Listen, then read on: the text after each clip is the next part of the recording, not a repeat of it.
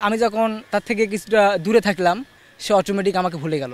আমি ঢাকা বিশ্ববিদ্যালয়ে চান্স পাওয়ার পর তাকে বিয়ে করবো এটা বলছিলাম, এবং সে বলছিল এটা সম্ভব না, তুই কখনোই ঢাকা বিশ্ববিদ্যালয়ে চান্স পাবি না। সে বলছিল তুই যদি আমাকে বিয়ে করতে চাস তোকে অবশ্যই শহরে থাকতে হবে। মেয়েটার বিবাহ হয়ে গেছে। জাস্ট আমি তাদের কাছে একটা রিকোয়েস্ট রাখবো, আজকে আমাকে অবশ্যই ক্ষমা করে দিবে। সে আমার ছিল এবং আমি তাকে পড়াইতাম। সে আমার 1 ক্লাস জুনিয়র।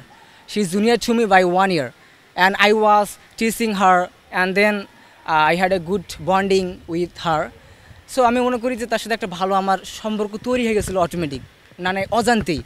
তারপরে আমাকে সে কথা দিয়েছিল এবং আমাকে প্রস্তাব দিয়েছিল, এবং দেন আমি অনেক চিন্তা করেছি হোয়াট ইজ দিস, কারণ সে আমার আবেগে পড়েছিল। এবং একটা সময় আসার পর দেখলাম যে আমি যখন তার থেকে কিছুটা দূরে থাকলাম সে অটোমেটিক আমাকে ভুলে গেল, এবং আমি বেশি ইমোশনাল হয়েছিলাম কারণ সে ফার্স্ট অফ অল আমাকে প্রপোজাল দিয়েছিল, প্রস্তাব করেছিল। এবং আমি ফার্স্ট টাইম এরকম কোনো একটা মেয়ে আমাকে প্রস্তাব দেওয়ার পরে আবার রিজেক্ট করলো সে মেয়েটা, এটা আমার জন্য খুবই একটা খুবই দুঃখজনক ঘটনা। আমি এটা কখনোই ভুলতে পারবো না। আর সবচেয়ে ইন্টারেস্টিং থিং দ্যাট ইজ মেয়েটার বিবাহ হয়ে গেছে। She is married right now. And আমি যখন ভিডিওটা পোস্ট করলাম 2 দিন আগে, অ্যান্ড পোস্ট করা মাত্রই কয়েক মিনিটের মধ্যেই কিন্তু মেয়েটা আমাকে মেসেজ দিয়েছিল। মেসেজ দিয়ে বললো যে তুই এটা কাকে ইনক্লুড করে বলতেছিস। সে কিন্তু বুঝতে পারছে যে কাকে ইনক্লুড করে বলতেছি। আমি কিছু বললাম না, জাস্ট একদিন পরে বললাম যে মনে পড়ে যে তুই আমাকে চ্যালেঞ্জ করেছিলি এবং আন্ডার এস্টিমেট করেছিলি। সে শহরে বাস করতো এবং আমি গ্রাম থেকে এসেছিলাম, আমার কালচার ট্র্যাডিশন। এবং সে বলেছিল তুই যদি আমাকে বিয়ে করতে চাস, সে শর্ত দিয়েছিল কন্ডিশন যে তোকে অবশ্যই শহরে থাকতে হবে, মানে আমার প্যারেন্টসের কাছ থেকে দূরে থেকে আমার শহরে থাকতে হবে, এরকম কন্ডিশন দিয়েছিল।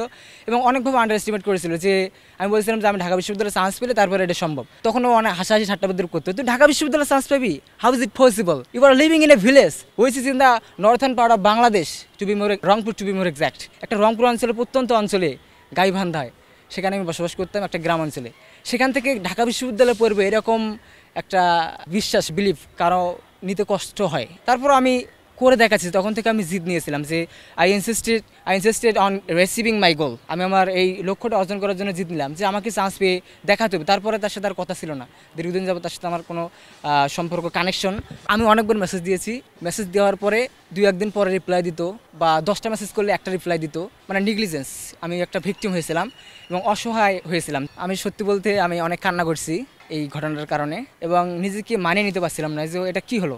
এবং ফার্স্ট রিলেশন যেটা বলবো, যে কারোর সাথে একটা বন্ডিং, আমি মনের অজান্তেই একটা ইমোশনের মধ্যে ডুবে গেছিলাম, এবং সেখান থেকে কীভাবে বের হবো এটা সম্পর্কে আমার কোনো ধারণা নেই, কারণ ফার্স্ট টাইম সব কিছুই। তারপরে আমার পড়াশোনা হচ্ছিল না, আমি পড়াশোনা করতে পারছিলাম না দীর্ঘদিন, প্রায় 1 মাস আমি বই পড়তাম, মাথার মধ্যে সবসময় ঘুরপাক খাতো ওই মেয়েটার কথা।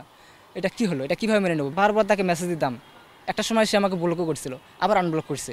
এভাবে যখন আমাকে অবহেলা করা শুরু করলো, আমি ডিসিশন নিলাম যে এইভাবে হবে না, জোর করে ফোর্স করে এটা সম্ভব না। সো একটা টেকনিক ইউজ করতে হবে, যে টেকনিকের মাধ্যমে সে আমাকে অবশ্যই অ্যাকসেপ্ট করবে। আর সেটা হলো আমাকে এমন কিছু করতে হবে, আমাকে ইউনিক কিছু করতে হবে যে কারণে সে আমাকে অ্যাকসেপ্ট করবে। এবং দেন আমি ডিসিশন নিলাম যে আমাকে ঢাকা ইউনিভার্সিটিতে চান্স পেতে হবে, এবং বাংলাদেশের সবচেয়ে টপার একটা ইউনিভার্সিটি ঢাকা ইউনিভার্সিটি, যেখানে চান্স পাইলে হয়তো বা সে আমাকে অনেক রেসপেক্ট করবে, আমাকে ভ্যালু করবে, and I will be valued. আমার যে মাইন্ড সেট আপ, আমি এটা কখনোই মনে করি না, তবে আমি যার ইমোশনে ডুবিয়ে গেছিলাম সেটা মনে করছিল। আমি ঢাকা বিশ্ববিদ্যালয়ে চান্স পাওয়ার পর তাকে বিয়ে করবো এটা বলছিলাম, এবং সে বলছিল এটা সম্ভব না, তুই কখনোই ঢাকা বিশ্ববিদ্যালয়ে চান্স পাবি না। চান্স পাওয়ার আগে বিয়ে হয়ে গেছে, সবচেয়ে দুঃখজনক এটা। বিয়েটা হঠাৎ করে হয়েছে, আমরা কেউ জানতাম না।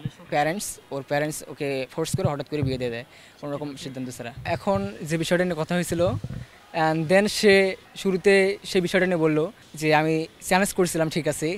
সে বলেছিল যে তুই যদি ঢাকা বিশ্ববিদ্যালয়ে চান্স পেয়ে দেখাতে পারিস, আমি তোর সাথে রিক্সায় করে ঘুরবো, এই চ্যালেঞ্জটা করেছিল। এবং দেন আমি যখন চান্স পাইলাম তখন আর ভাবলাম সে বিবাহিত, শি ইজ ম্যারিড, সে বিবাহিত, তো তাকে তো আর কোনো প্রয়োজন নেই, আর আমারও তাকে প্রয়োজন নেই। আমি যাকে মন থেকে পাওয়ার আশা করছিলাম, এবং আমি সবসময় তার কল্যাণ চেয়েছি, যদিও সে আমার ভালো আশা করুক বা না করুক, তবে আমি সবসময় ভালো এক্সপেকটেশন প্রত্যাশা করেছি যে সে যেন অনেক ভালো জায়গায় যেতে পারে। এটাই রিলেশন, এটাই লাভ, ইট ইজ ট্রু লাভ।